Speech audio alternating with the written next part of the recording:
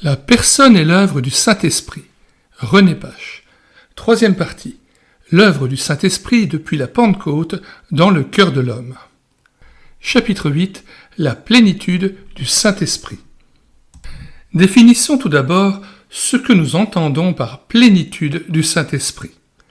La Bible ne renferme pas cette expression telle qu'elle, mais dans un très grand nombre de passages, elle parle de la possibilité et de la nécessité pour les croyants d'être remplis du Saint-Esprit. Si donc nous parlons parfois de la plénitude du Saint-Esprit, c'est par commodité, et cela signifie le fait d'être rempli de l'Esprit. Grand 1. Il est indispensable que tous les croyants soient remplis de l'Esprit. Nous avons vu jusqu'ici que l'âme est d'abord convaincue de péché, puis régénérée, baptisée, scellée et habitée par l'Esprit. Toutes ces opérations de l'Esprit ne suffisent pourtant pas à lui faire réaliser la sanctification. Il faut encore que cette âme soit remplie de l'Esprit. Ce que nous affirmons ici est démontré par les deux cas suivants déjà cités plus haut. Les Corinthiens avaient tous été baptisés du Saint-Esprit. Ils avaient reçu l'Esprit dont ils étaient le temple. Et cependant, ils étaient encore des chrétiens charnels, des enfants en Christ, incapables de supporter autre chose que du lait. 1 Corinthiens 12, verset 13, 1 Corinthiens 6, verset 9 et 1 Corinthiens 3, verset 1 à 3. Nous lisons 1 Corinthiens 12, verset 13. Nous avons tous en effet été baptisés dans un seul esprit pour former un seul corps, soit juifs, soit grecs, soit esclaves, soit libres, et nous avons tous été abreuvés d'un seul esprit. Nous lisons maintenant 1 Corinthiens 6, versets 9 à 11. Ne savez-vous pas que les injustes n'hériteront point le royaume de Dieu ?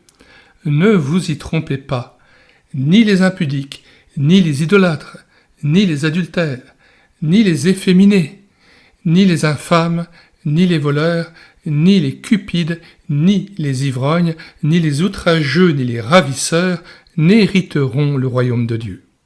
Et c'est là ce que vous étiez quelques-uns de vous. Mais vous avez été lavés, mais vous avez été sanctifiés, mais vous avez été justifiés au nom du Seigneur Jésus-Christ et par l'Esprit de notre Dieu. Une petite parenthèse sur une erreur de traduction qui s'est glissée là. Remarquons que dans le texte grec, il est dit « dans le nom de notre Seigneur Jésus-Christ et dans l'Esprit de notre Dieu ». Sachant que le nom, rappelons-le, signifie la personne dans la Bible, le nom de Dieu, la personne de Dieu, le nom de Jésus-Christ, la personne de Jésus-Christ. Dans Actes 1.15, il est dit que dans la chambre haute, il y avait environ 120 noms, c'est-à-dire 120 personnes. Quand Moïse demande dans Exode, verset 13, lorsqu'il demande à Dieu quel est son nom, Dieu lui répond, « Je suis celui qui suis ». Alors pourquoi je fais tout ce détour ? Eh bien, on peut davantage comprendre le passage d'1 Corinthiens 6, verset 11, si on a en esprit la signification de ce passage. Mais vous avez été lavés, mais vous avez été sanctifiés, mais vous avez été justifiés, non pas tant au nom du Seigneur Jésus-Christ, mais dans le nom du Seigneur Jésus-Christ, dans sa personne, dans la personne du Seigneur Jésus-Christ, dans son être même, et par l'Esprit de notre Dieu. Nous lisons enfin 1 Corinthiens 3, versets 1 à 3. « Pour moi, frères, ce n'est pas comme à des hommes spirituels que j'ai pu vous parler, mais comme à des hommes charnels, comme à des enfants en Christ. Je vous ai donné du lait, non de la nourriture solide, car vous ne pouviez pas la supporter, et vous ne le pouvez pas même à présent, parce que vous êtes encore charnels.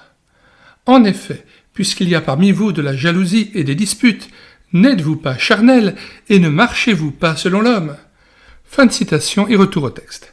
Les Galates, eux aussi, avaient tous été baptisés en Christ. Ils avaient revêtu le Christ et Dieu avait envoyé son esprit dans leur cœur. Malgré cela, ils étaient en train de se détourner du véritable évangile, de finir par la chair et donnaient à Paul la crainte d'avoir vainement travaillé pour eux. Galates 3, verset 27, Galates 4, verset 6, Galates 1, verset 6, Galates 3, verset 3 et Galates 4, verset 11. L'Esprit ne peut donc accomplir parfaitement son œuvre dans un cœur qu'il ne remplit pas. Grand 2. Jésus lui-même avait annoncé d'avance la plénitude que l'Esprit apporterait aux croyants. Se présentant comme le bon berger, il disait « Je suis venu afin que mes brebis aient la vie et qu'elles soient dans l'abondance. » Jean 10, verset 10. Or, combien d'enfants de Dieu ont déjà reçu la vie par la nouvelle naissance, mais sont malades ou faibles spirituellement sans réaliser jamais cette abondance? À la femme samaritaine, Jésus déclarait « Celui qui boira de l'eau que je lui donnerai n'aura plus jamais soif, et l'eau que je lui donnerai deviendra en lui une source d'eau qui jaillira jusque dans la vie éternelle. » Jean 4, verset 14. Aux Juifs, il ajoutait « Je suis le pain de vie. Celui qui vient à moi n'aura jamais faim, et celui qui croit en moi n'aura jamais soif. Si quelqu'un a soif, qu'il vienne à moi et qu'il boive. Celui qui croit en moi, des fleuves d'eau vive couleront de son sein, comme dit l'Écriture. » Jean 6, verset 35 et Jean 7, verset 37 à 38. Pouvons-nous personnellement dire que nous n'avons plus ni faim ni soif et que des fleuves d'eau vive coulent de notre sein? Pourtant, la promesse de Jésus-Christ est formelle, et combien nous avons besoin de la réaliser. Comment cette vie abondante, promise par le Sauveur, nous est-elle communiquée? Jean 7, verset 39 le dit clairement. Il dit cela de l'Esprit que devaient recevoir ceux qui croiraient en lui. C'est en effet la présence divine qui devient en nous la source éternelle de l'eau vive et répond parfaitement à tous nos besoins, à condition de nous remplir tout entier. Lisons ce passage, Jean 7, versets 37 à 39. Le dernier jour, le grand jour de la fête, Jésus se tenant debout s'écria « Si quelqu'un a soif, qu'il vienne à moi et qu'il boive. Celui qui croit en moi, des fleuves d'eau vive couleront de son sein, comme dit l'Écriture. Il dit cela de l'Esprit que devaient recevoir ceux qui croiraient en lui, car l'Esprit n'était pas encore, parce que Jésus n'avait pas encore été glorifié. » Fin de citation, retour au texte. Mais, diront certains, est-il vraiment possible d'être rempli de l'Esprit? Une telle expérience a-t-elle été réalisée pratiquement avant nous? Grand 3. Les premiers disciples étaient tous remplis de l'Esprit. Le livre des Actes nous apprend que la plénitude de l'Esprit était l'expérience normale de l'Église primitive. Petit 1. Les apôtres et les chefs de l'Église étaient remplis de l'Esprit. Pierre, s'adressant avec assurance aux sacrificateurs et aux anciens d'Israël lors de sa première arrestation, est rempli de l'Esprit comme Barnabas à Antioche, acte 4, verset 8 et acte 11, verset 24. Paul l'est aussi lorsqu'il réduit au silence Élymas, le magicien, acte 13, verset 9.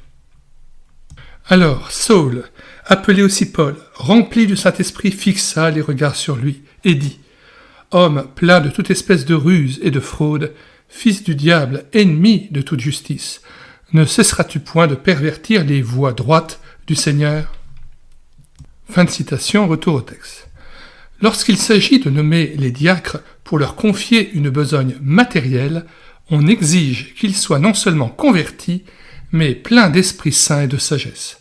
Acte 6, verset 3. Que ne pose-t-on de nos jours la même condition pour tous les serviteurs de Dieu? Quel changement alors se produirait dans nos milieux religieux? Étienne, enfin, reste inébranlable devant la haine et même la mort, parce qu'il est rempli du Saint-Esprit. Acte 7, verset 55. Que nous citons à partir du verset 54. Donc il s'agit de la fin du discours d'Étienne. En entendant ces paroles, ils étaient furieux dans leur cœur, et ils grinçaient des dents contre lui. Mais Étienne, rempli du Saint-Esprit et fixant les regards vers le ciel, vit la gloire de Dieu et Jésus debout à la droite de Dieu. Et il dit, « Voici, je vois les cieux ouverts et le Fils de l'homme debout à la droite de Dieu. » Ils poussèrent alors de grands cris en se bouchant les oreilles, et ils se précipitèrent tous ensemble sur lui, le traînèrent hors de la ville et le lapidèrent. Petit 2. L'ensemble des disciples avaient fait la même expérience. Nous aurions pu nous demander si la plénitude de l'Esprit n'était pas réservée aux grands hommes de Dieu appelés à un ministère extraordinaire. Les actes nous montrent, au contraire, quelle était l'expérience ordinaire de tous les croyants. Les 120, le jour de la Pentecôte, furent tous remplis du Saint-Esprit, acte 2, verset 4. Or, ces 120 personnes étaient dans leur grande majorité de simples disciples, dont nous ignorons même le nom. Après la Pentecôte, l'Église crut rapidement et le nombre des hommes s'éleva à environ 5000. Cette foule se réunit pour accueillir Pierre et Jean après leur première arrestation et, nous est-il dit, quand ils eurent prié, le lieu où ils étaient assemblés trembla. Ils furent tous remplis du Saint-Esprit et ils annonçaient la parole de Dieu avec assurance.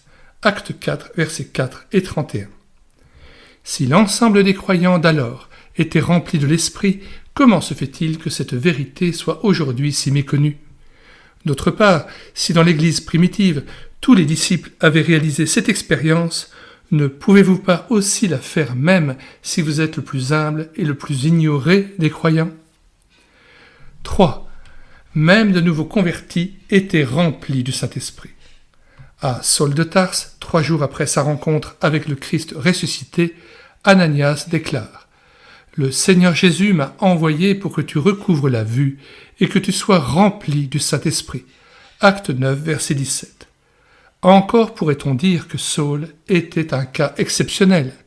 Mais Acte 13, verset 52, nous parle des disciples d'Antioche de Pisidie, que Paul avait évangélisés pendant quelques semaines tout au plus. Au moment de son départ, il les laisse remplis de joie et du Saint-Esprit. Acte 13, verset 49, la parole du Seigneur se répandait dans tout le pays. Mais les Juifs excitèrent les femmes dévotes de distinction et les principaux de la ville. Ils provoquèrent une persécution contre Paul et Barnabas, et ils les chassèrent de leur territoire.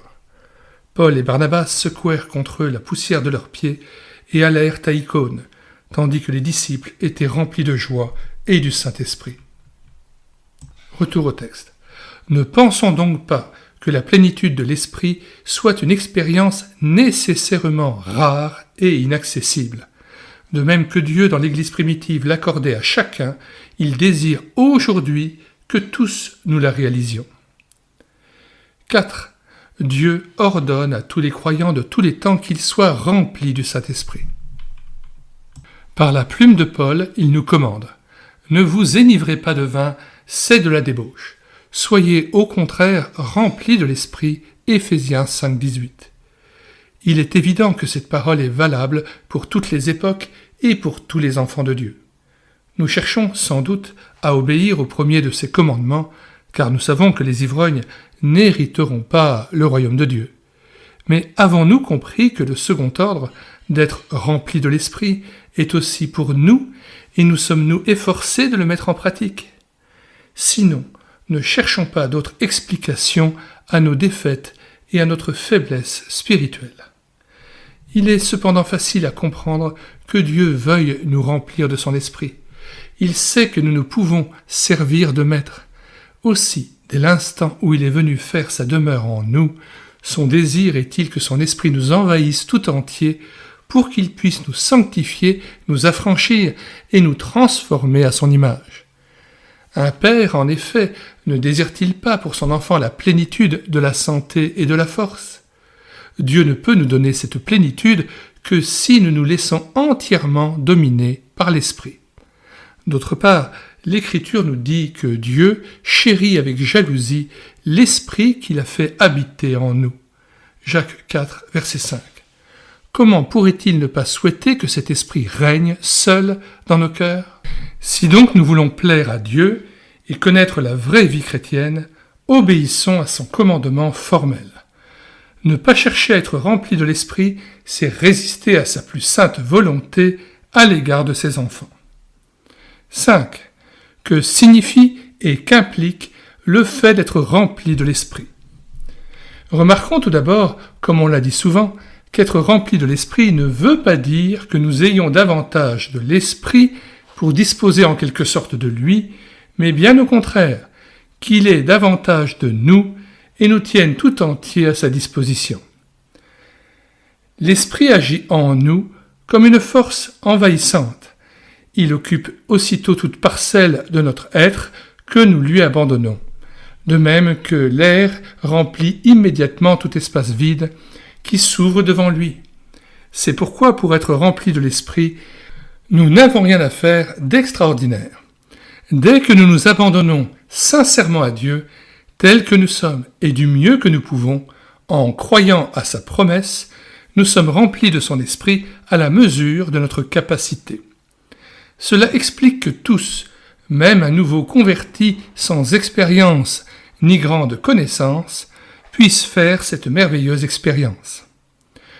Jésus-Christ lui-même emploie à ce propos l'image suivante. Il compare l'esprit à une source qui jaillit dans notre cœur, le remplit tout entier et finit par en faire déborder des fleuves d'eau vive. Jean 4, verset 14, Jean 7, verset 38 à 39.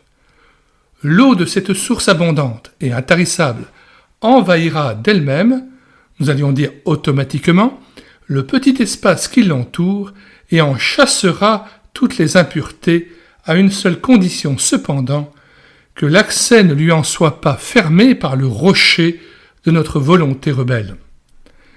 L'Esprit en nous emportera tous les obstacles et vaincra toutes les résistances, mais jamais il n'agira contre notre volonté qu'il respecte.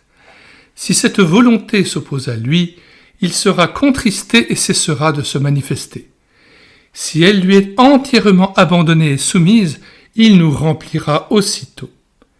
L'Esprit en nous, ne l'oublions pas, c'est la présence du Christ. Si l'Esprit nous remplit, c'est Christ lui-même qui nous remplit. Or, nous savons qu'en lui habite corporellement toute la plénitude de la divinité et que nous avons tout pleinement en lui. Colossiens 2, versets 9 à 10. Que nous lisons en contexte à partir du verset 8. Prenez garde que personne ne fasse de vous sa proie par la philosophie et par une vaine tromperie, s'appuyant sur la tradition des hommes, sur les rudiments du monde, et non sur Christ. Car en lui habite corporellement toute la plénitude de la divinité. Vous avez tout pleinement en lui, qui est le chef de toute domination et de toute autorité. Verset 11. Et c'est en lui que vous avez été circoncis d'une circoncision que la main n'a pas faite, mais de la circoncision de Christ qui consiste dans le dépouillement du corps de la chair. Ayant été ensevelis avec lui par le baptême, vous êtes aussi ressuscités en lui et avec lui par la foi en la puissance de Dieu qui l'a ressuscité des morts. Fin de citation, retour au texte. Le Christ est la source de la vie, de la victoire, de la pureté, de l'amour, de la sanctification, en un mot de la plénitude, et cette source est en moi. Si elle me remplit, comme c'est la volonté de Dieu, toutes ces grâces me seront alors communiquées. Je puis donc dire par la foi, dès le jour de ma nouvelle naissance, ce qui paraît si inaccessible à tant de chrétiens, ce n'est plus moi qui vis, c'est le Christ qui vit en moi. Galates 2, 20. Et si le Christ me remplit, sa vie se manifestera toujours plus en moi et par moi. Ô profondeur de la richesse, de la sagesse et de la science de Dieu! Seigneur, montre-moi par ton esprit de vérité comment je puis parvenir à cette bénédiction. 6. Que devons-nous faire pour être remplis de l'Esprit? Il nous semble que l'Écriture mentionne 4 conditions essentielles. 1. nous devons confesser à Dieu toute faute consciente et nous laisser purifier par le sang de la croix. Nous avons vu dans le chapitre précédent que le plus petit péché attriste le Saint-Esprit et l'empêche aussitôt de se manifester. L'Esprit ne nous remplira que s'il a cessé d'être attristé et si notre cœur est purifié de toute iniquité par la foi au sang du Christ. 1 Jean 1,9. Faisons donc notre examen de conscience et ne laissons rien subsister en nous qui nous sépare de Dieu. Confessons-lui en particulier que, par notre faute, nous ne sommes pas remplis de son esprit et humilions-nous de cette désobéissance. 2. Nous devons désirer et rechercher la plénitude de l'esprit. Jésus dit, « Si quelqu'un a soif, qu'il vienne à moi et qu'il boive. Celui qui croit en moi, des fleuves d'eau vive couleront de son sein. » Il dit cela de l'esprit que devaient recevoir ceux qui croiraient en lui. Jean 7, versets 37 à 39. Beaucoup de personnes, soi-disant croyantes, n'ont aucune soif spirituelle. Elles sont très satisfaites d'elles-mêmes, de leur foi, de leur piété et de leurs œuvres. Elles s'appuient sur leurs expériences passées et pensent qu'il leur suffit d'avoir fait profession de conversion quelques années auparavant. Elles oublient que la nouvelle naissance, si elles l'ont expérimentée, n'est que le premier pas dans la vie chrétienne, et qu'elles doivent grandir jusqu'à la mesure de la stature parfaite du Christ, Éphésiens 4, verset 13, en recherchant la sanctification sans laquelle personne ne verra le Seigneur, Hébreux 12, verset 14.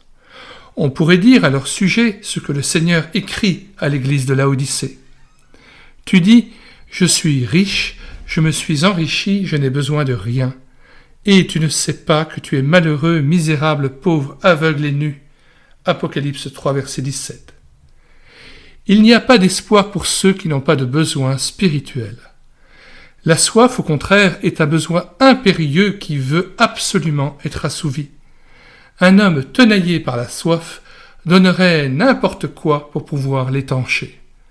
La plénitude, la vie par l'esprit, n'est accordée qu'à ceux qui ont véritablement soif, qui sont prêts à en payer le prix et à tout abandonner s'il le faut pour la posséder.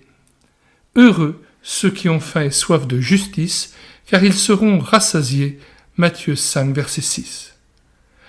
Avons-nous ainsi soif de sanctification, de victoire, d'abondance, de rayonnement, de puissance ?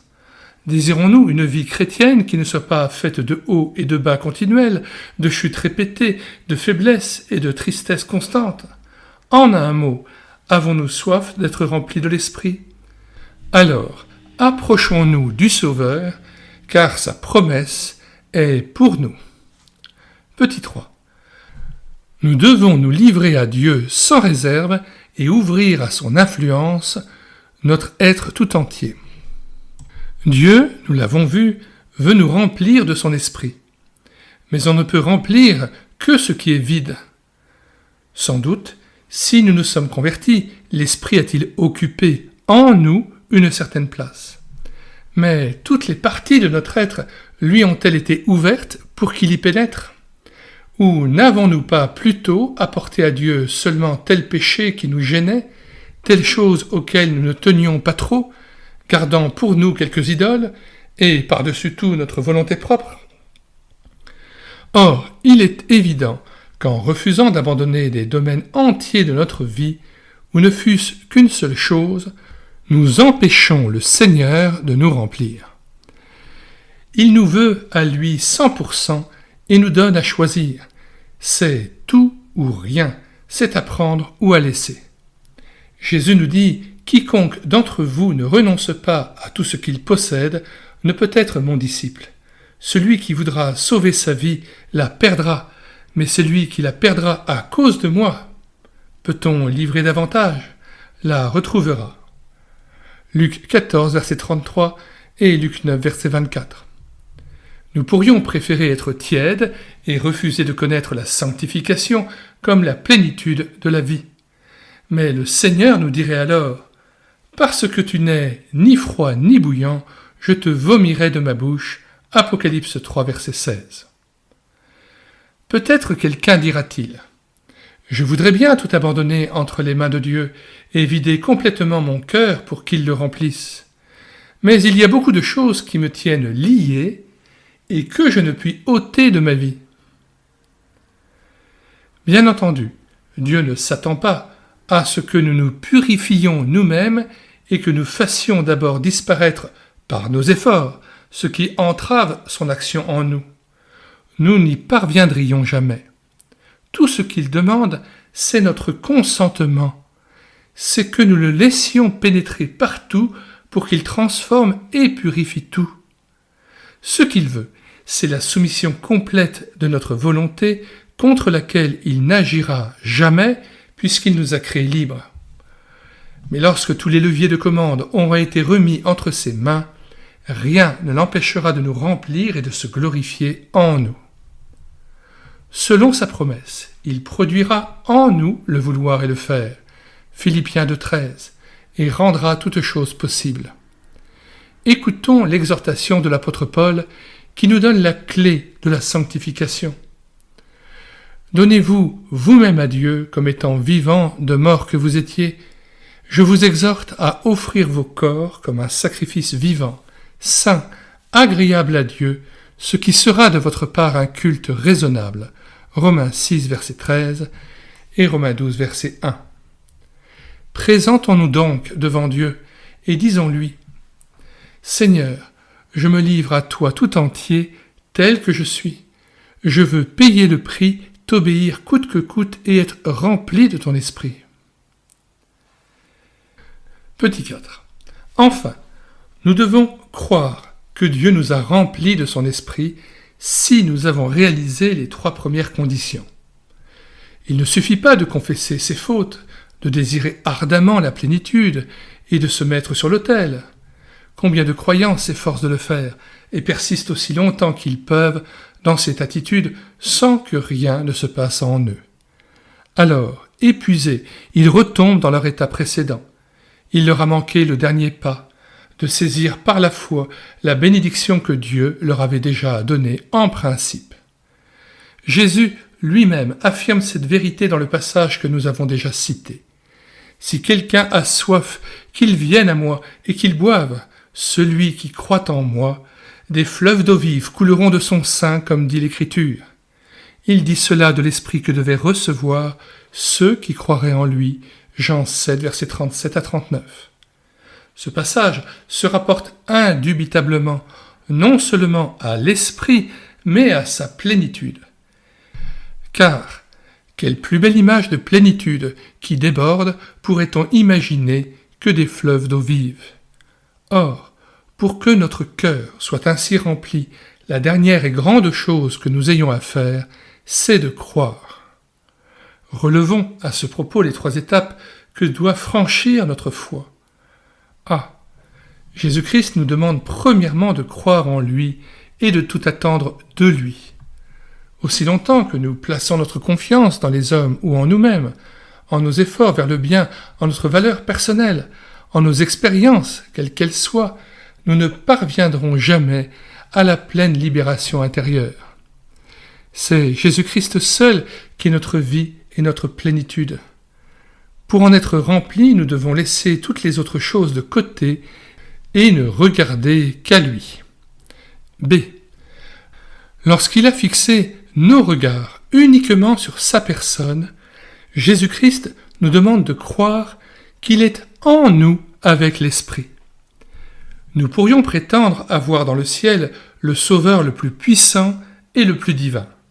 Cela ne nous servirait de rien si nous ne croyons pas qu'il habite dans notre cœur par la foi. Nous l'avons déjà dit à tant de reprises, par la présence spirituelle du Sauveur, nous avons tout. Sans sa présence, sans son esprit, nous n'aurions rien. C'est pourquoi la demeure de l'esprit dans notre cœur est une vérité capitale. C.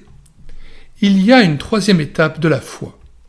Faute de l'avoir franchie, beaucoup de chrétiens n'ont jamais reçu la plénitude. Cette étape, c'est, en ouvrant tout notre cœur à Jésus-Christ, de croire qu'il nous remplit maintenant de son esprit. Des croyants innombrables ont adressé à Dieu des milliers de fois cette prière. « Seigneur, remplis-moi de ton esprit. » Et ils n'ont jamais été remplis. Pourquoi ? Parce qu'ils n'ont jamais saisi par la foi ce qu'ils avaient demandé. Pour être désaltéré, il ne suffit pas de demander de l'eau, ni de la contempler lorsqu'elle est devant soi. Il faut la boire, c'est-à-dire la prendre et se l'approprier. Pour être rempli de l'esprit, il ne suffit pas de le désirer ardemment, ni de le demander, ni de contempler la plénitude qui est en Jésus-Christ. Il faut en arriver à la saisir par un acte de foi.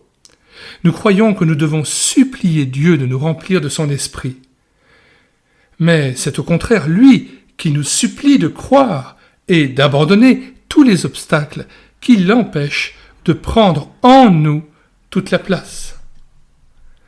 Ce n'est pas par hasard qu'à propos de la plénitude de l'esprit, l'Écriture emploie par 2 fois l'image de celui qui boit. Celui qui a soif, qu'il vienne à moi et qu'il boive. Jean 7, verset 37. Et « Ne vous énivrez pas de vin, c'est de la débauche. Soyez au contraire remplis de l'esprit. » Éphésiens 5, verset 18. Un homme étanche sa soif en buvant et en buvant encore. Nous devenons remplis de l'esprit et le restons en croyant et en croyant encore. En somme, l'incrédulité de beaucoup porte sur 2 points. Premièrement, ils ne croient pas qu'il soit possible que Dieu les remplisse maintenant de l'esprit. En cela, ils limitent sa puissance et méconnaissent l'ordre qu'il nous donne de faire aujourd'hui même cette expérience. Deuxièmement, après avoir prié et s'être livrés à Dieu, ils n'osent pas croire que son esprit les a remplis parce qu'ils ne le sentent pas. Au lieu de commencer par croire aveuglément sur la foi de la parole écrite, ils veulent d'abord sentir et voir. Aussi ne se passe-t-il rien en eux. Tandis que Jésus nous dit toujours « Si tu crois, tu verras la gloire de Dieu » Jean 11, verset 40. Commençons donc par croire, et selon l'Écriture, certainement des fleuves d'eau vive couleront de notre sein, même si, pour que nous soyons gardés dans l'humilité, nous ne sommes pas toujours appelés à les voir. Le docteur Inwood déclare dans un opuscule sur la plénitude du Saint-Esprit qu'à son avis, le moment le plus critique pour le croyant qui veut être rempli de l'Esprit est celui qui sépare l'instant où il a cru à cette plénitude de celui où il en voit les fruits en lui et autour de lui. Mais ainsi que nous le verrons plus loin, si l'Esprit nous remplit et si nous continuons à le croire, sa puissance se manifestera forcément, bien entendu sous la forme qu'il aura lui-même choisie. Remarquons encore, en terminant ce paragraphe, que nous recevons la plénitude de l'Esprit tout simplement de la même manière que les autres grâces spirituelles. Le juste vivra par la foi. C'est donc par la foi que nous sommes pardonnés, régénérés, baptisés, adoptés, scellés et remplis par l'Esprit. À quel moment recevons-nous le pardon ? Lorsque nous nous sommes longuement humiliés, que nous avons crié sans cesse à Dieu, que nous avons attendu pendant des années ? Non, mais à l'instant où, prenant Dieu au mot, avec un cœur à la fois contrit et confiant, nous croyons que nous sommes pardonnés. Puissions-nous de même, après nous être entièrement livrés, croire avec humilité et assurance que nous sommes maintenant remplis de l'Esprit. 7. L'Esprit veut remplir un cœur en un instant. Malgré tout ce que nous venons de voir, plusieurs personnes pensent que, si la plénitude de l'Esprit est ordonnée par Dieu, il est cependant impossible de l'obtenir en un instant par un acte de foi, et qu'il faut toute la vie pour y parvenir. Ce serait exact si le fait d'être rempli de l'Esprit impliquait la perfection. Mais il n'en est rien. L'Esprit veut au contraire nous remplir tout entier, tels que nous sommes, pour nous conduire d'étape en étape à la perfection. En outre, nous verrons plus bas que l'Esprit qui est en nous doit nous envahir toujours plus jusqu'à ce que nous soyons remplis de toute la plénitude de Dieu. Ce but, poursuivi au travers de toute notre vie, nous ne l'atteindrons parfaitement que dans la gloire. Mais il n'en reste pas moins que l'Esprit peut et veut nous remplir aujourd'hui, en un instant, à la mesure de notre capacité. D'ailleurs, si nous étudions à ce propos les actes, nous voyons que la réception de la plénitude de l'Esprit est instantanée dans chacun des cas énumérés par ce livre. Le jour de la Pentecôte, les 120 furent tous remplis de l'Esprit à l'instant où il descendit sur eux, acte 2, verset 4. Les 5000 du chapitre 4 furent tous remplis du Saint-Esprit au moment où ils eurent achevé de prier, acte 4, verset 31. Enfin, Ananias est envoyé vers Paul pour que ce dernier soit aussitôt rempli du Saint-Esprit, acte 9, verset 17. Prenons donc courage, remplissons avec la force de Dieu les conditions qu'il nous pose, et sans plus attendre, nous serons remplis de l'Esprit. 8.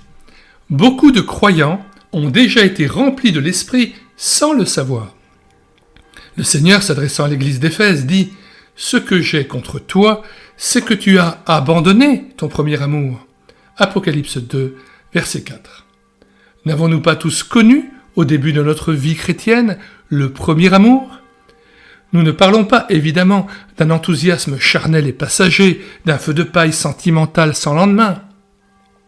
Nous entendons par premier amour l'attachement sincère et profond qui unissait au Sauveur notre âme nouvellement née. Il y avait dans notre cœur une joie débordante, une paix parfaite, une communion intime avec Dieu, une force étonnante devant la tentation. Alors, il était facile de rendre témoignage. La prière était la respiration naturelle de l'âme et la lecture de la Bible apportait un réconfort sans cesse renouvelé. D'où venait cette plénitude de vie ?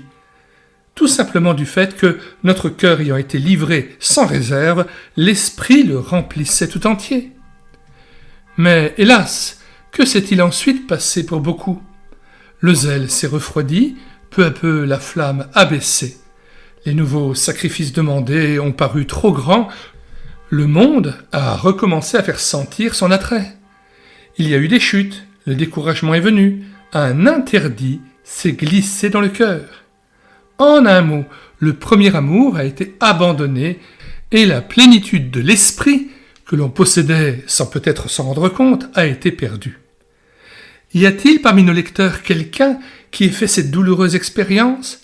Sentez-vous que vous n'êtes plus ce que vous étiez autrefois et qu'une sorte de voile, le péché, vous sépare de Dieu ? Une tristesse, un mécontentement même se sont-ils emparés de votre cœur tandis que vous restez sans puissance et que vous êtes déçus de votre vie chrétienne ? Si tel est votre cas, ne voulez-vous pas demander pardon à Dieu de ce retour en arrière et le prier de vous remplir à nouveau de son esprit ? Il a promis de ne jamais mettre dehors celui qui viendrait à lui repentant.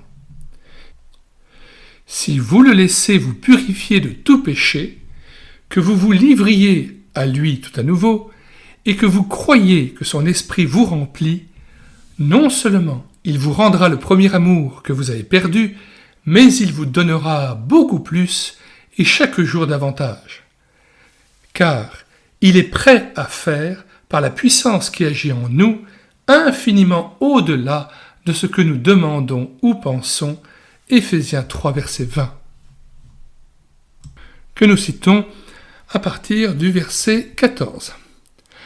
À cause de cela, je fléchis les genoux devant le Père, duquel tire son nom toute famille dans les cieux et sur la terre, afin qu'il vous donne, selon la richesse de sa gloire, d'être puissamment fortifié par son esprit dans l'homme intérieur, en sorte que Christ habite dans vos cœurs par la foi, afin qu'étant enracinés et fondés dans l'amour, vous puissiez comprendre avec tous les saints quelle est la largeur, la longueur, la profondeur et la hauteur, et connaître l'amour de Christ qui surpasse toute connaissance, en sorte que vous soyez remplis jusqu'à toute la plénitude de Dieu. Or, à celui qui peut faire, par la puissance qui agit en nous infiniment au-delà de tout ce que nous demandons ou pensons, à lui soit la gloire dans l'Église et en Jésus-Christ, dans toutes les générations, au siècle des siècles. Amen. Fin de citation, retour au texte. Rappelons-nous enfin qu'à celui qui a perdu son premier amour, le Seigneur déclare « Souviens-toi donc d'où tu es tombé, repens-toi et pratique tes premières œuvres.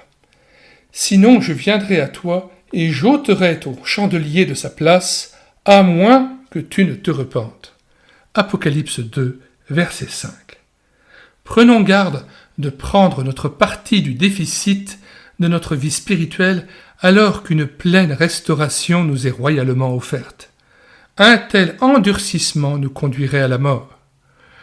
Il peut paraître contradictoire, puisqu'on reçoit la plénitude de l'esprit par la foi, qu'on puisse l'avoir expérimentée sans le savoir. C'est que l'objet essentiel de la foi est et demeure le Christ. Celui qui a cru en lui et s'est vraiment livré à lui peut être rempli de son esprit, même s'il n'a pas de grande lumière sur le ministère de l'esprit. Mais si ces lumières lui manquent, il ne saura pas sur quelle puissance il peut compter et sera certainement entravé dans sa vie spirituelle. À cause des lacunes de l'enseignement actuel concernant le Saint-Esprit, de telles personnes sont plus nombreuses qu'on ne l'imagine. D'ailleurs, il en est de même de la nouvelle naissance. Elle se reçoit par la foi. Et cependant, il y a des personnes mal éclairées qui ne savent pas qu'elles sont régénérées.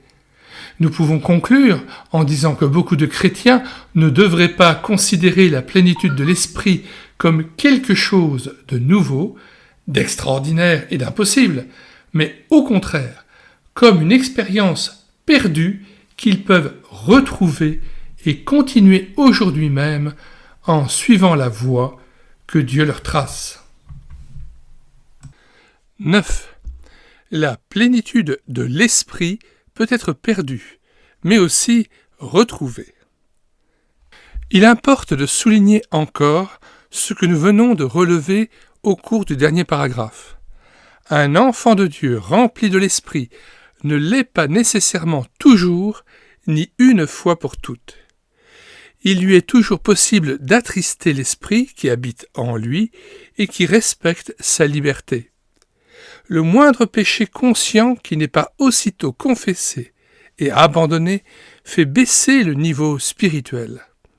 L'esprit cesse immédiatement d'occuper toute sa place et sa puissance de vie ne se manifeste plus comme auparavant. Il est évident qu'un croyant vraiment spirituel, rempli de l'esprit, sera plus attaqué par l'adversaire qu'un chrétien charnel. Il représente en effet une force que l'ennemi redoute par-dessus tout et qu'il cherchera à détruire, comme à la guerre on s'efforce d'atteindre avant tout les officiers. Le Seigneur Jésus-Christ n'a-t-il pas été tenté plus qu'aucun de nous ? Ce n'est pas par hasard que l'Épître aux Éphésiens, après avoir parlé de la plénitude de l'Esprit, chapitre 3, versets 16 à 19, et chapitre 5, verset 18, exhorte les croyants à se préparer à la lutte contre les esprits méchants dans les lieux célestes. Éphésiens 6, versets 10 à 17. La plénitude de l'Esprit ne peut jamais devenir un oreiller de paresse. Elle est au contraire l'équipement indispensable pour la grande lutte et la grande victoire. Ajoutons ici, avant de traiter plus loin ce sujet dans notre chapitre sur la sanctification par l'Esprit, que cette lutte s'accomplit par la foi et uniquement par la puissance de l'Esprit qui règne en nous. 3. Qu'il croit une fois de plus et sans cesse que l'Esprit éternellement présent en lui remplit son cœur autant et plus qu'auparavant. Le livre des Actes confirme qu'il est possible d'être rempli de l'Esprit à plusieurs reprises. Les 120 avaient tous reçu la plénitude le jour de la Pentecôte, chapitre 2, verset 4. La plupart d'entre eux, pour ne pas dire tous, se trouvaient parmi les nombreux disciples réunis pour accueillir Pierre et Jean à leur première sortie de prison, et tous, les uns et les autres, furent remplis du Saint-Esprit, chapitre 4, verset 31. Quand ils eurent prié, le lieu où ils étaient assemblés trembla, ils furent tous remplis du Saint-Esprit, et ils annonçaient la parole de Dieu avec assurance. Certains étaient ainsi remplis du Saint-Esprit pour la seconde fois. Ne craignons donc pas si nous nous apercevons que nous aussi devons être remplis à nouveau de l'Esprit. La source inépuisable de la plénitude est toujours à notre portée. Pour clore ce chapitre, nous lisons Éphésiens 5, 18 « Ne vous enivrez pas de vin, c'est de la débauche, soyez au contraire remplis de l'Esprit, entretenez-vous par des psaumes, par des hymnes et par des cantiques spirituels, chantant et célébrant de tout votre cœur les louanges du Seigneur. Rendez continuellement grâce pour toutes choses à Dieu le Père, au nom de notre Seigneur Jésus-Christ, vous soumettant les uns aux autres dans la crainte de Christ. » Nous lisons aussi Éphésiens 3, versets 14 à 19, concernant la plénitude de Dieu.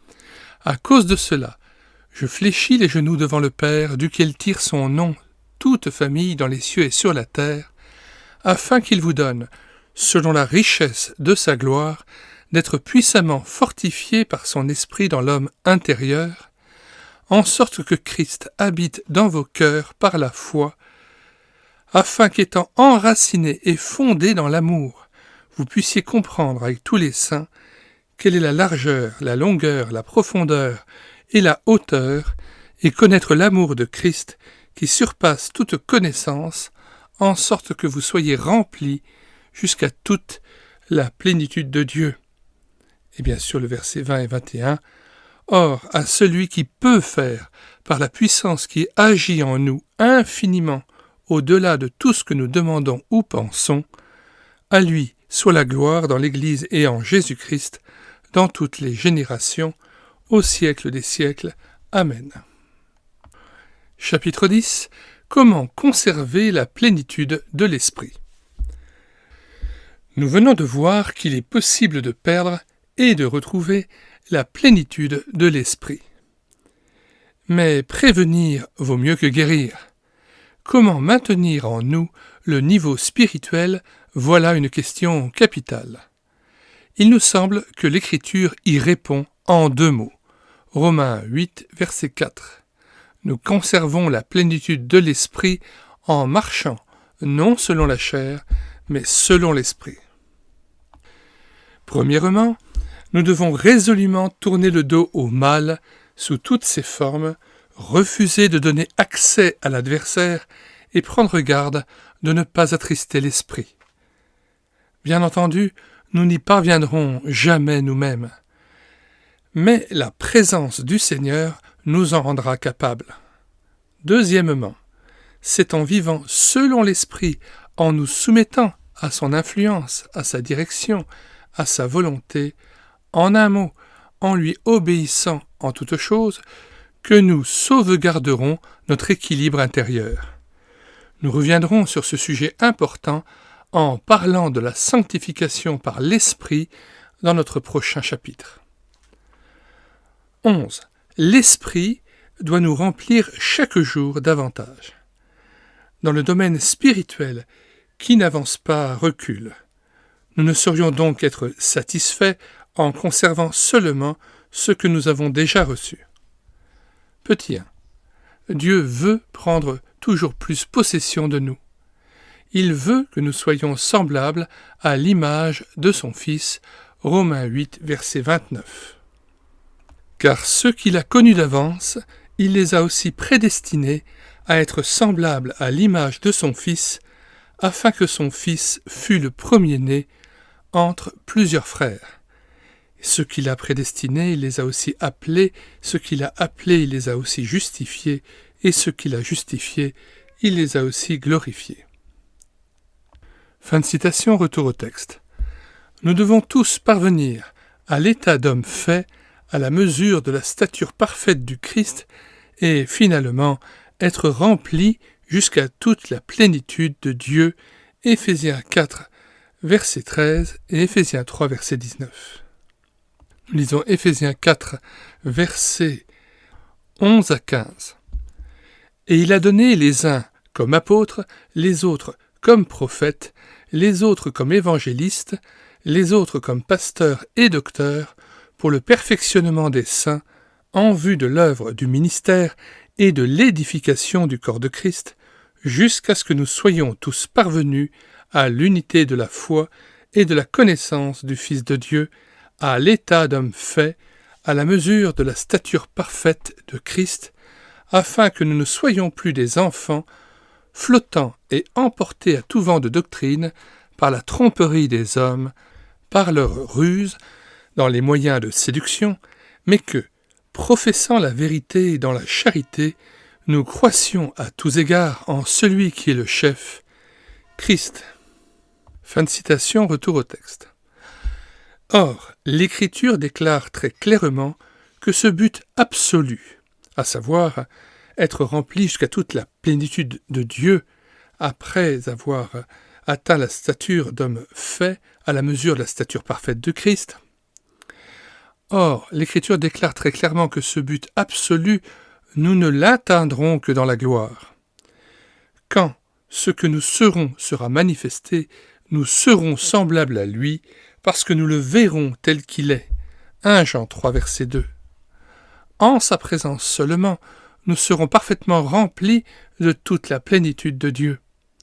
Par conséquent, jamais je ne pourrai dire ici-bas que j'ai reçu tout ce qu'il est possible de recevoir, que j'ai atteint la perfection et que je n'ai plus aucun progrès à faire. Au contraire, les yeux sans cesse fixés sur mon modèle, je dois chercher chaque jour à être rempli davantage de sa vie et à mieux lui ressembler. Cette pensée me gardera toujours dans l'équilibre et l'humilité. Petit 2. La plénitude de l'esprit nous fait grandir chaque jour dans la vie spirituelle.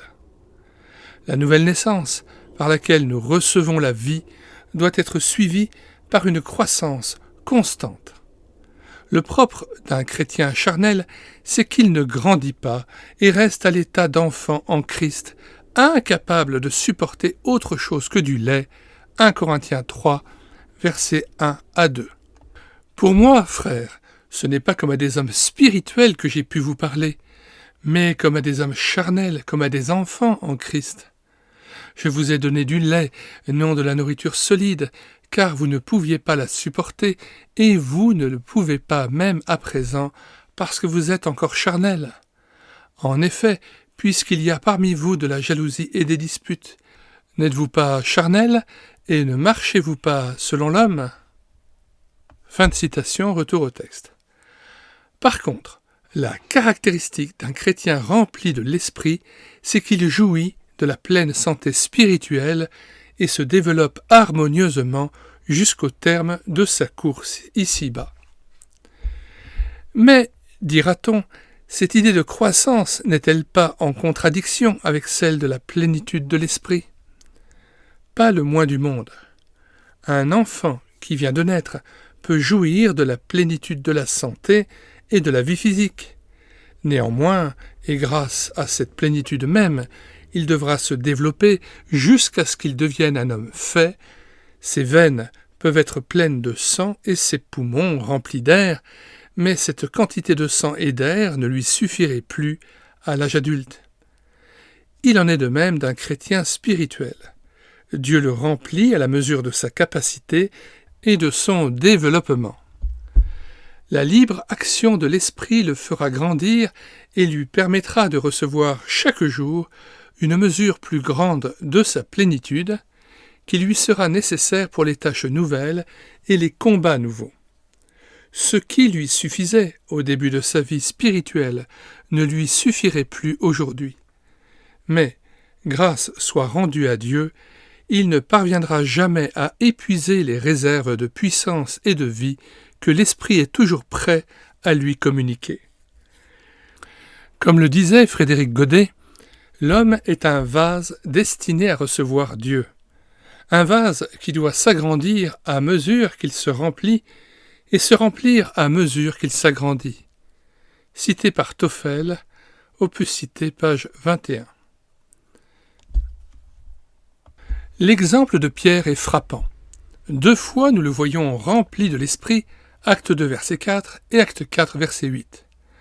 Après cette expérience, et sans doute grâce à elle, Dieu lui montre à propos de Corneille qu'il est encore plein de préjugés judaïques et doit les abandonner. Acte 10 verset 10 à 16. Il obéit et fait ainsi un grand pas en avant. Plus tard, parce que Pierre est un homme comme nous, il commet la faute que Paul lui reproche vivement, Galates 2, versets 11 et 14. Nous pouvons lire ce passage.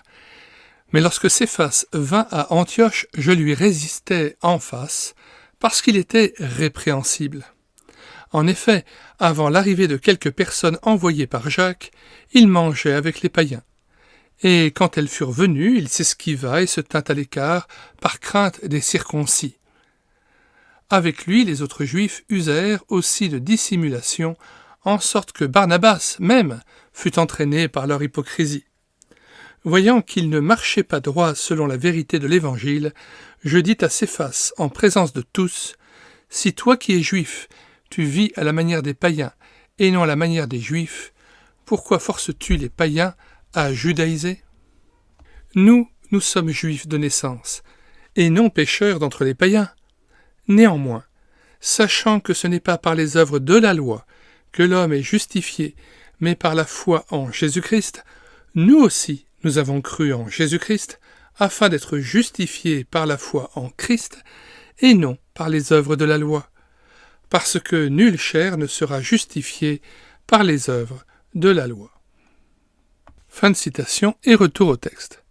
Ce cas confirme donc ce que nous disions. Un homme rempli de l'esprit peut encore pécher, mais il peut et doit grandir spirituellement grâce à cette expérience même. Petit 3. L'augmentation de la plénitude de l'esprit en nous implique une victoire progressive sur le péché. Nous ne serons pleinement semblables à Jésus-Christ que dans la gloire, dit l'Écriture. Or, ce qui nous empêche de lui ressembler, c'est toujours le péché. Par conséquent, aussi longtemps que nous serons ici-bas, nous aurons de nouvelles victoires à remporter sur ce terrible ennemi. Sinon, il est évident que nous n'aurions plus aucun progrès à faire. Si aujourd'hui nous sommes remplis de l'esprit, nous aurons la victoire sur tous les péchés dont nous sommes conscients. Mais demain, si nous continuons à grandir et à nous élever sur le chemin de la sanctification, l'Esprit nous révélera d'autres choses sur nous-mêmes, d'autres devoirs non encore accomplis, d'autres péchés que nous avions ignorés jusque-là. En effet, plus nous avançons dans la vie spirituelle, plus notre horizon s'élargit, plus la lumière se fait vive et la conscience délicate, et plus aussi nous apprenons à connaître la perversion de notre propre nature. Si nous restons pleinement soumis à l'Esprit, il nous donnera au fur et à mesure la victoire sur toutes ces choses, et nous pourrons poursuivre notre chemin dans la lumière, rempli sans cesse et toujours plus de sa présence. Un mot encore pour ceux qui sont découragés en constatant, après une réelle victoire, une nouvelle faiblesse ou un nouveau manquement. Nous ne devons pas oublier que nous sommes toute notre vie à l'école de Dieu. Il n'est pas surprenant qu'un jeune élève ne sache pas d'un coup, en entrant à l'école, tout ce qu'on doit lui enseigner en plusieurs années. Même avec la meilleure volonté, nous nous trompons encore et faisons quelques fautes. Mais ne nous laissons pas abattre.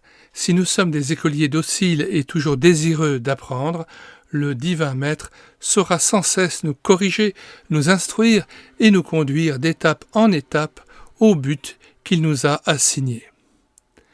Nous serons ainsi gardés de 2 dangers, du découragement qui nous gagnerait en voyant tout le chemin encore à parcourir, et de l'orgueil qui nous viendrait de notre expérience actuelle de la sanctification et de la plénitude. Nombreuses, en effet, sont les personnes qui se soucient peu de progresser, disant « Nous serons toujours pécheurs sur la terre, nous n'y pouvons rien changer ». Elles oublient que, sans la sanctification, nul ne verra le Seigneur. Hébreux 12, verset 14. D'autres s'écrient, par contre, « Je suis dès maintenant pleinement sanctifié, depuis 5, 10 ou 20 ans, je ne pêche plus. » Elles montrent simplement qu'elles ont cessé de grandir, croyant être parvenues au plafond et qu'elles ont oublié des exhortations comme celle-ci « Soyez parfaits comme votre Père céleste est parfait et celui qui sait faire ce qui est bien et qui ne le fait pas commet un péché. » Matthieu 5, 48 et Jacques 4, verset 17. Pour nous, souvenons-nous de tendre à être remplis jusqu'à toute la plénitude de Dieu, Éphésiens 3, verset 19, et disons avec Paul, « Ce n'est pas que j'ai déjà remporté le prix ou que j'ai déjà atteint la perfection. Mais je cours pour tâcher de le saisir, puisque moi aussi j'ai été saisi par Jésus-Christ. » Philippiens 3, 12. Alors nous serons transformés à l'image du Christ, de gloire en gloire, par l'action de l'Esprit du Seigneur, 2 Corinthiens 3, 18. Que nous citons en contexte élargi à partir du verset 15. Jusqu'à ce jour, quand on lit Moïse, un voile est jeté sur leur cœur. Il est question ici des fils d'Israël qui n'ont pas encore discerné, à travers la parole de Dieu, l'image de Christ comme Messie. Verset 16. Mais lorsque les cœurs se convertissent au Seigneur, le voile est ôté. Or, le Seigneur, c'est l'Esprit. Et là où est l'Esprit du Seigneur, là est la liberté. Nous tous qui, le visage découvert, contemplons, comme dans un miroir, la gloire du Seigneur, nous sommes transformés en la même image, de gloire en gloire, comme par le Seigneur, l'Esprit. Fin de citation, retour au texte. Quels sont les résultats de la plénitude de l'Esprit? Lorsque l'Esprit règne en nous et nous possède tout entier, il peut librement manifester sa puissance et nous communiquer sa vie. C'est ce qu'exprime Jésus-Christ lorsqu'en parlant de l'Esprit, il s'écrie « Celui qui croit en moi, des fleuves d'eau vive couleront de son sein. » Jean 7, verset 38. Pour parler de façon complète des résultats de la plénitude de l'Esprit, il faudrait pouvoir passer en revue tous les domaines de la vie spirituelle, car il n'en est aucun qui échappe à son influence. Comme une barre de fer noire que l'on met dans un brasier devient incandescente et rouge, parce que le feu la pénètre entièrement, ainsi notre être est envahi par la présence de l'Esprit. Énumérons cependant quelques-unes des grâces qu'il nous apporte dans la mesure où il nous remplit. 1. La vie abondante dont parlait Jésus, car il est l'Esprit de vie et que c'est lui qui vivifie. Romains 8, verset 2, Jean 6, 63. Romains 8, verset 2. En effet, la loi de l'Esprit de vie en Jésus-Christ m'a affranchi de la loi du péché et de la mort. Jean 6, 63. C'est l'Esprit qui vivifie. La chair ne sert de rien. Les paroles que je vous ai dites sont esprit et vie. En prenant en nous toute la place, il nous communique au lieu d'une vie étriquée, faible, végétative, lamentable, malade, une vie large, forte, harmonieuse, une vie qui se développe, qui rayonne et se transmet. 2. La sanctification. Il est le Saint-Esprit qui glorifie en nous, Jésus-Christ, notre sanctification. Lorsqu'il règne dans notre cœur, il nous affranchit de la loi du péché et de la mort, car là où est l'Esprit du Seigneur, là est la liberté. Romains 8, 2 et 2 Corinthiens 3, 17. 2 Corinthiens 3, 17. Or, le Seigneur, c'est l'Esprit, et là où est l'Esprit du Seigneur, là est la liberté. Il brise les chaînes, délivre des esclavages, et produit en nous le fruit divin. l'amour, la joie, la paix, la patience, la bonté, la bienveillance, la fidélité, la douceur, la tempérance. Galates 5, 22. Il nous purifie et rend notre extérieur aimable. Il nous revêt de ce charme qui gagne les cœurs et, chose importante entre toutes, il établit entre Dieu et nous une communion parfaite puisqu'il élimine à mesure et toujours plus ce qui pourrait nous séparer de lui. 3. La puissance. Jésus a dit « Vous recevrez une puissance, le Saint-Esprit survenant sur vous, et vous serez mes témoins. » Acte 1, verset 8.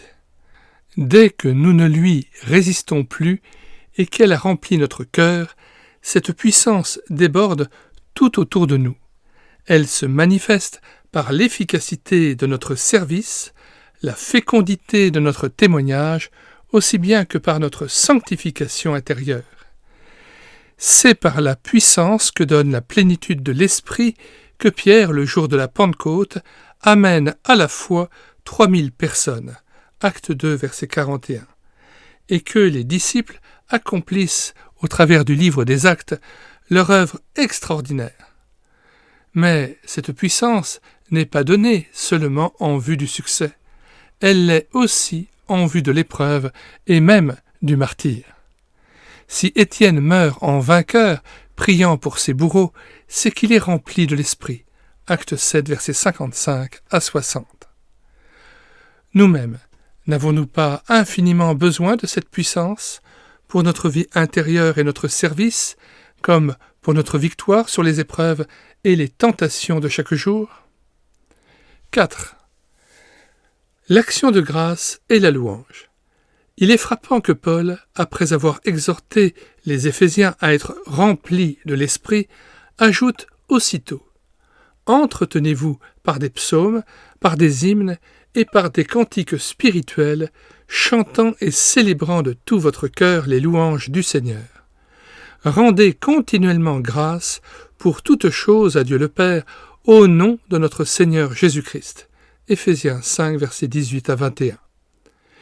Il n'est pas naturel à notre esprit de louer Dieu et de lui rendre grâce pour toutes choses, même les épreuves, et dans toutes les circonstances, même les plus difficiles. Et pourtant, quel puissant moyen de triompher que d'affirmer la victoire de notre Dieu par nos chants et notre reconnaissante adoration. Cela n'est possible en tout temps et en tout lieu que par la plénitude de l'Esprit. 5. Le bonheur parfait. La promesse du Seigneur constamment renouvelée, c'est que la vie abondante par l'Esprit remplira notre cœur d'une parfaite satisfaction. Celui qui boira de l'eau que je lui donnerai n'aura plus jamais soif, et l'eau que je lui donnerai deviendra en lui une source d'eau qui jaillira jusque dans la vie éternelle. Celui qui vient à moi n'aura jamais faim, et celui qui croit en moi n'aura jamais soif. Je suis venu afin que mes brebis aient la vie et qu'elles soient dans l'abondance. Jean 4, verset 14, Jean 6, verset 35 et Jean 10, verset 10. Le premier but de la plénitude de l'Esprit est de glorifier Dieu dans nos vies. Mais comment ne serions-nous pas en même temps pleinement heureux lorsque Dieu nous accorde ces inépuisables richesses et que de nos cœurs montent sans cesse des actions de grâce? 12. Conclusion. Ce chapitre ne nous a-t-il pas fait comprendre combien il est nécessaire et possible que nous soyons remplis de l'Esprit? Cette bénédiction est le couronnement de toutes les grâces que Dieu nous accorde en Jésus-Christ. Sans elle, nous ne pourrons que végéter spirituellement sans jamais réaliser le programme absolu que Dieu nous propose. Ne désobéissons donc pas à l'ordre formel du Seigneur et ne repoussons pas le don suprême qu'il nous offre. Ceci est d'autant plus sérieux qu'un refus de notre part nous ferait courir de très grands dangers. À notre époque, moins que jamais, il n'y a de place pour les tièdes. Ceux qui ne voudront pas être bouillants et se laisser saisir tout entier par Dieu ne pourront pas traverser les jours mauvais qui s'annoncent. D'autre part, déjà à l'époque des apôtres, Pierre pouvait dire à Ananias « Pourquoi Satan a-t-il rempli ton cœur au point que tu mentes au Saint-Esprit » Acte 5, verset 3. Ceux qui refusent obstinément de se laisser gagner et remplir par l'Esprit de Dieu pourraient bien constater un jour avec effroi que l'adversaire a pris complètement possession d'eux. Les prophéties concernant les derniers temps annoncent que de plus en plus, au sein de l'humanité apostate, l'ennemi trouvera des instruments qui lui seront entièrement livrés et dévoués. Nous qui lisons ces lignes, ne voulons-nous pas être tous de la phalange des vainqueurs qui se lèveront pour hâter le retour de leur maître et l'accueillir avec allégresse lorsqu'il paraîtra ? Fin de la lecture du chapitre 8 de cette troisième partie, chapitre intitulé « La plénitude du Saint-Esprit ». Nous invitons comme à l'ordinaire à vous référer aux différents liens situés dans la description de cette vidéo. Tout d'abord, le lien d'achat de cet ouvrage, et puis à des liens renvoyant à des ouvrages sur le Saint-Esprit ou à des playlists d'ouvrages renvoyant à cette même thématique.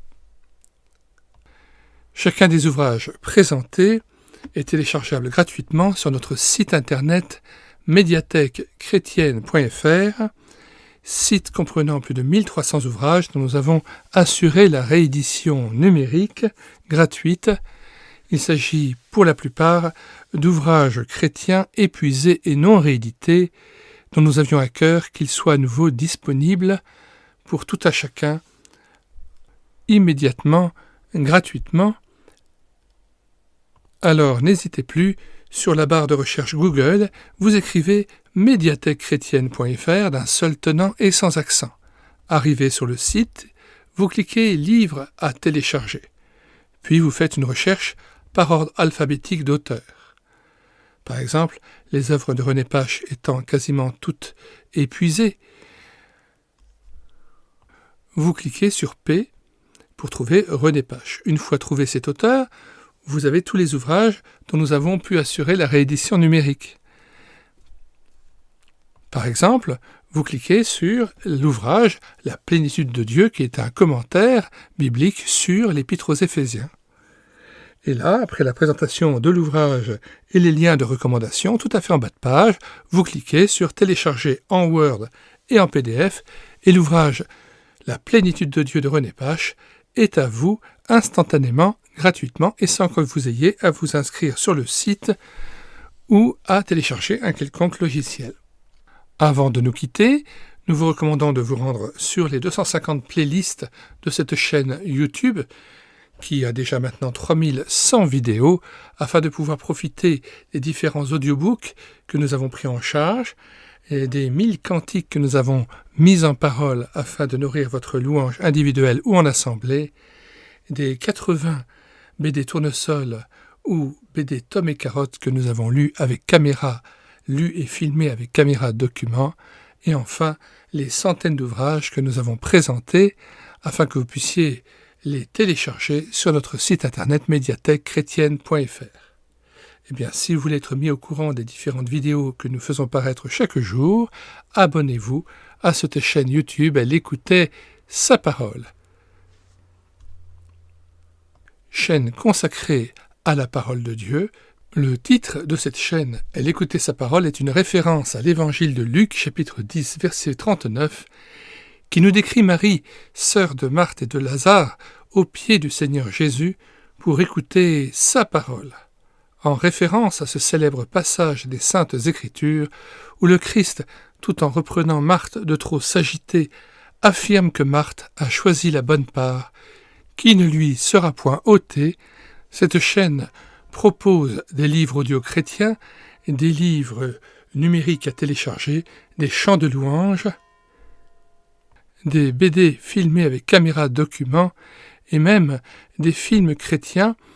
Nous avons numérisé par exemple les anciens films Moody en français qui sont très rares à trouver, mais c'était des films en 16 mm que nous avons donc numérisés et que nous avons mis à nouveau à votre disposition. Vous trouverez notamment 21 de ces films dans la playlist Film Moody, M2ODY, numérisé.